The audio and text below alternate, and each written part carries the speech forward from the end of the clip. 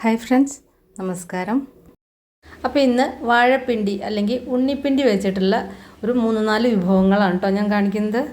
അപ്പോൾ നാട്ടിൽ വന്നപ്പോൾ ഒരുപാട് ഉണ്ണിപ്പിണ്ടി കിട്ടി.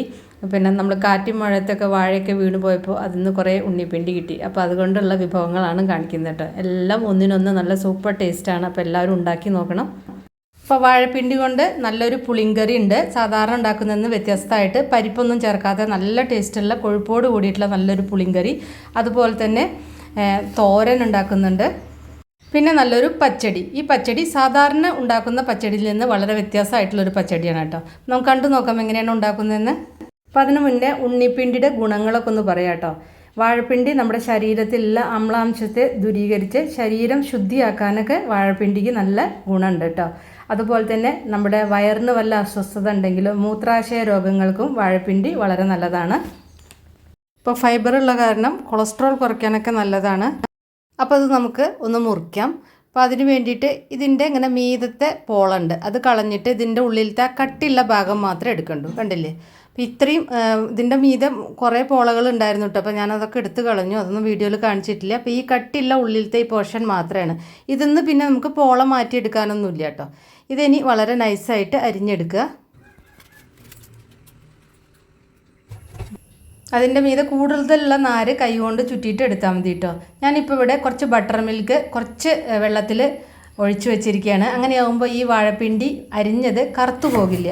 അതെന്താണെങ്കിൽ ഓക്സിഡേഷൻ സംഭവിക്കുന്നതുകൊണ്ടാണ് ഇത് കറുത്തു പോകുന്നത് കേട്ടോ. നമ്മളിങ്ങനെ കട്ട് ചെയ്യുമ്പോൾ അത് എയറായിട്ട് കോണ്ടാക്റ്റ് വരുമ്പോൾ ഓക്സിഡേഷൻ സംഭവിക്കുന്നു.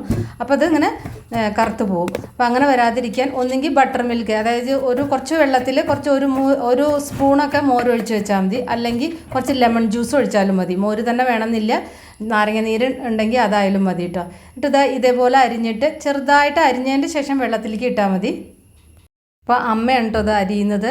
അപ്പോൾ ഇതിങ്ങനെ ഓരോ വട്ടത്തിൻ്റെ മീതി ഇങ്ങനെ ചെറുതായിട്ട് നൂലുണ്ടാവില്ലേ, അത് ഇതേപോലെ കൈകൊണ്ട് ഇങ്ങനെ എടുക്കുക കേട്ടോ. ബാക്കിയുള്ളത് അരിഞ്ഞിട്ട് നമ്മൾ ഈ വെള്ളത്തിലിടുമ്പോൾ പിന്നെ സ്പൂണോ എന്തെങ്കിലും വെച്ചിട്ട് ഒരു വടിയോ എന്തെങ്കിലും വെച്ചിട്ട് നമുക്ക് ചുറ്റിച്ചെടുക്കാവുന്നതേ ഉള്ളൂ. അപ്പോൾ വളരെ ചെറുതായിട്ട് കൊത്തി അരിഞ്ഞെടുക്കുക കേട്ടോ.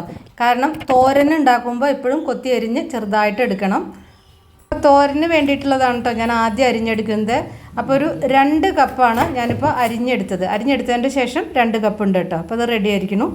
ഇനി ഇത് ആ മോരും വെള്ളത്തിലേക്ക് ഒഴിക്കുക. മോരും വെള്ളം എന്ന് പറഞ്ഞാൽ അങ്ങനെ വല്ലാതെ കൂടുതൽ മോരൊന്നും ഒഴിക്കേണ്ട ആവശ്യമില്ല കേട്ടോ. ഒരു 2 സ്പൂൺ മോര് ഒരു വലിയൊരു പാത്രത്തിൽ വെള്ളം എടുത്തിട്ട് അതിൽ ഒഴിച്ചാൽ മതി. അല്ലെങ്കിൽ ലെമൺ ജ്യൂസ് ആയാലും മതി.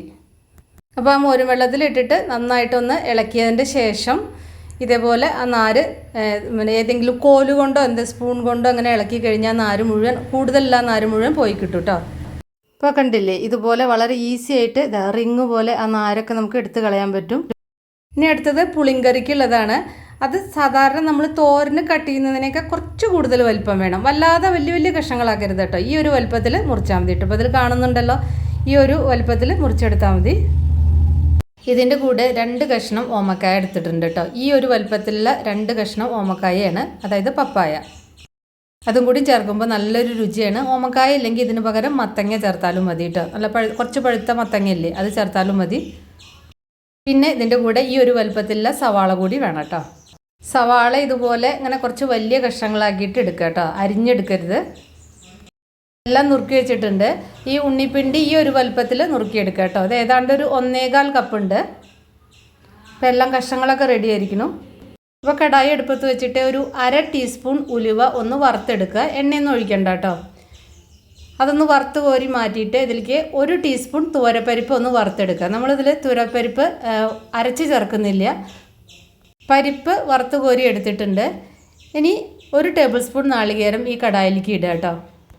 ഇത് നാളികേരം വറക്കാൻ വേണ്ടിയിട്ടല്ല കേട്ടോ. ഇതിൽ ചേർക്കുന്ന പൊടികൾ കരിഞ്ഞു പോവാതിരിക്കാൻ വേണ്ടിയിട്ടാണ് ഈ 1 ടേബിൾ സ്പൂൺ നാളികേരം ഇതിൻ്റെ കൂടെ ചേർക്കുന്നത്. അപ്പോൾ ഒരു 1.5 ടേബിൾ സ്പൂൺ മല്ലിപ്പൊടി ചേർത്തിട്ടുണ്ട്. 1 ടേബിൾ സ്പൂൺ മുളക് പൊടി ചേർത്തിട്ടുണ്ട്. മുളക് പൊടി നിങ്ങൾക്ക് എരിവിനനുസരിച്ച് കൂട്ടിയോ കുറച്ചൊക്കെ ചേർക്കാം കേട്ടോ.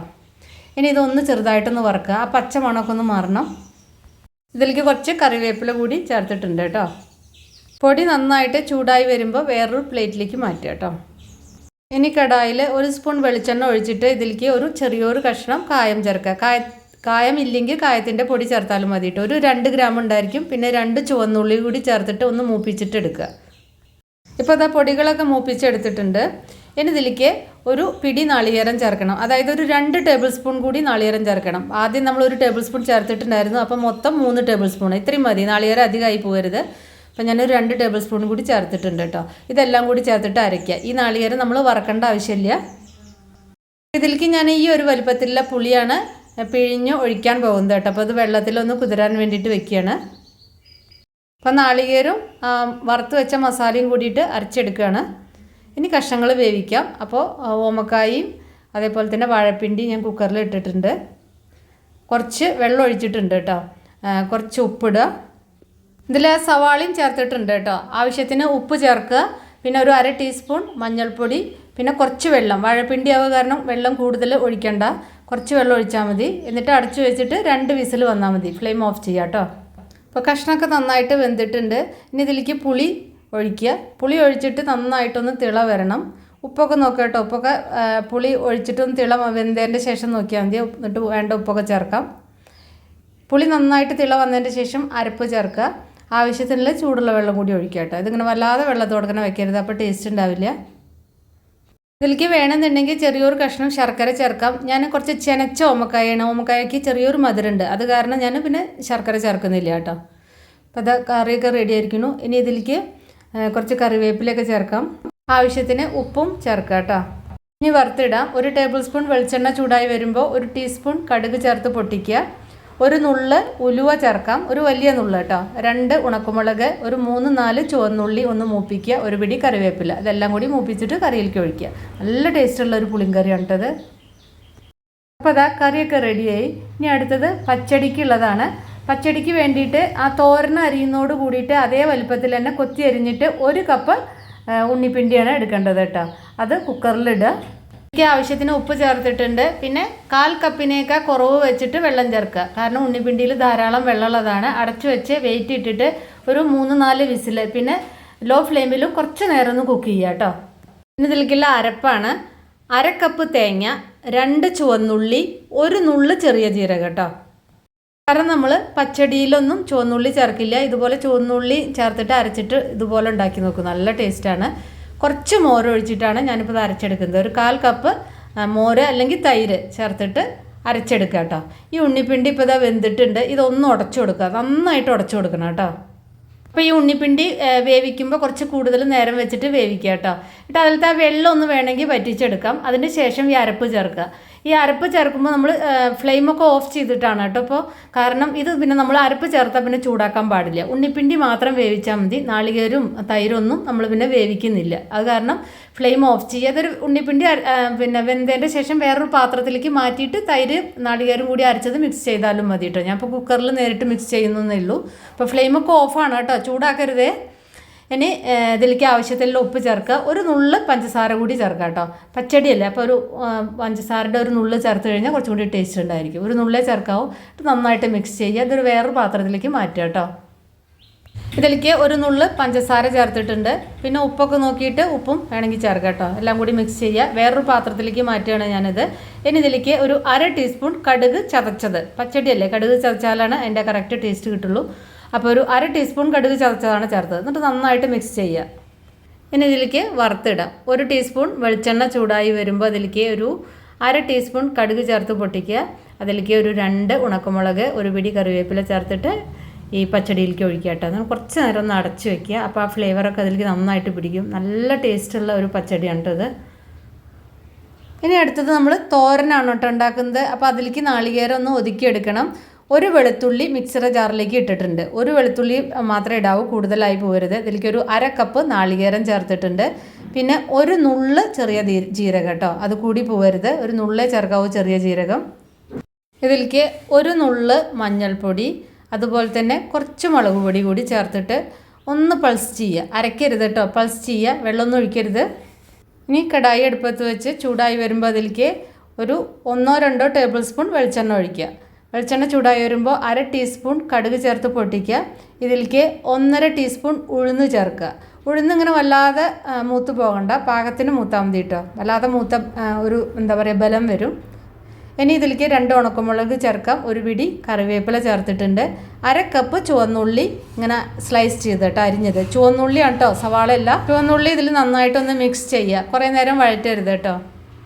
ഇനി ഇതിലേക്ക് 2 കപ്പ് കൊത്തി എരിഞ്ഞ ആ വാഴപ്പിണ്ടി ഇതിലേക്ക് ചേർക്കുക. എന്നിട്ട് ആവശ്യത്തിന് ഉപ്പ് കൂടി ചേർത്തിട്ട് നന്നായിട്ട് മിക്സ് ചെയ്തിട്ട് അടച്ചു വെച്ചിട്ട് വേവിക്കുക കേട്ടോ, ലോ ഫ്ലെയിമിൽ വയ്ക്കുക. ഇതിൽ വെള്ളമൊന്നും ചേർക്കരുത്, ആവശ്യത്തിനുള്ള വെള്ളം ഉണ്ണിപ്പിണ്ടിയിൽ നിന്ന് തന്നെ വരും. ഇത് ഉണ്ണിപ്പിണ്ടിയൊക്കെ വെന്തിട്ടുണ്ട്, ഇതിൽ വെള്ളം കൂടുതലുണ്ടെങ്കിൽ അതൊന്ന് വറ്റിച്ചെടുക്കാം കേട്ടോ. അത് വെന്തിട്ടുണ്ട്, കറക്റ്റാണ് വേവൊക്കെ. ഇതിൻ്റെ ഈ കളറ് കുറച്ച് ഇങ്ങനെ ഒരു ഗ്രേ കളർ ആവുന്നത് നമ്മൾ ഇരുമ്പ് ചീനച്ചട്ടിയിലാണ് ഇത് ഉണ്ടാക്കുന്നത്. അപ്പോൾ അതിൻ്റെ കളറൊന്നും മാറിപ്പോകുന്നതാണ് കേട്ടോ, അല്ലാതെ വേറെ ഇതൊന്നുമല്ല. അത് ആരോഗ്യത്തിനും നല്ലതാണ്. ഇനി നാളികേരം ഇതിൽ ചേർത്തിട്ട് ഒന്ന് മിക്സ് ചെയ്തിട്ട് ഇതൊന്ന് അടച്ചു വെക്കാം കേട്ടോ. ആ വെളുത്തുള്ളിയുടെയൊക്കെ ഒരു പച്ചമണം ഒന്ന് മാറണം. കുറച്ച് കറിവേപ്പില കൂടി ചേർക്കുക, എല്ലാം കൂടി നന്നായിട്ട് മിക്സ് ചെയ്തിട്ട് കുറച്ച് നേരം ഒന്ന് അടച്ചു വയ്ക്കുക, ഒരു 5 മിനിറ്റ് ഒന്ന് അടച്ചു വയ്ക്കുക കേട്ടോ. ഉപ്പൊക്കെ നോക്കുക, ഉപ്പ് കുറവുണ്ടെങ്കിൽ ഉപ്പ് കൂടി ചേർക്കുക കേട്ടോ. അപ്പോൾ ഇതാ നല്ല ടേസ്റ്റുള്ള തോരൻ റെഡിയായി. നല്ല സൂപ്പർ ടേസ്റ്റാണ് ഈ തോരൻ. ആ ചെറിയ ഉള്ളിയുടെയും അതിൻ്റെയൊക്കെ ഒരു ഫ്ലേവർ ഉണ്ട്. ചെറിയ ഉള്ളി ഇങ്ങനെ കുറേ ബ്രൗൺ ആക്കി വഴറ്റൊന്നും ചെയ്യരുത് കേട്ടോ. അപ്പം ഇനി നമ്മൾ കഴിക്കാൻ പോവുകയാണ്. വീഡിയോ ഷെയർ ചെയ്യണം കേട്ടോ എല്ലാവരും. സൂപ്പറുണ്ട്.